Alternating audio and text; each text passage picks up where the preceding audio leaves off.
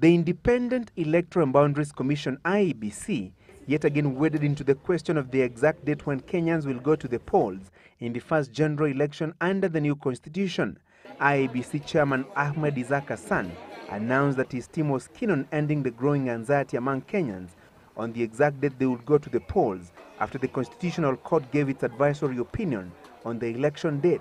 I don't think there is any ambiguity in the Constitution as to the elections date in future. I think the only ambiguity was the first elections, and that has now been solved by the court. IEBC's task could be made easier by Justice Minister Mutula Kilonzo's disclosure that he was seeking to withdraw the Constitutional Amendment Bill 2011, currently pending in Parliament.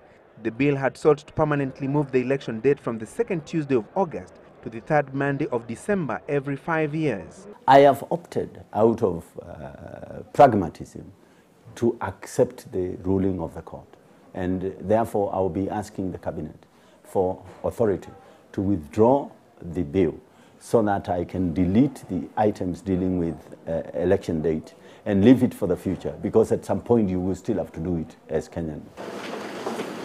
In January this year, Judges Isaac Lenaola, Mumbi Ngugi and David Majanja, sitting as a three-judge bench of the Constitutional Court, ruled that the next general election could only be held within 60 days after the term of the 10th Parliament expires. The court also ruled that the other option would be 60 days after the President and the Prime Minister agree in writing to dissolve the Grand Coalition government. They have no obligation, they have no constitutional responsibility to set an election date. So anybody asking the President or the Prime Minister to set an election date, I think misses the point, with all due respect. President Kibaki, just like the Justice Minister, supports a post-January 14, 2013 election date, one of the options outlined by the Constitutional Court. It will be held in March 2013.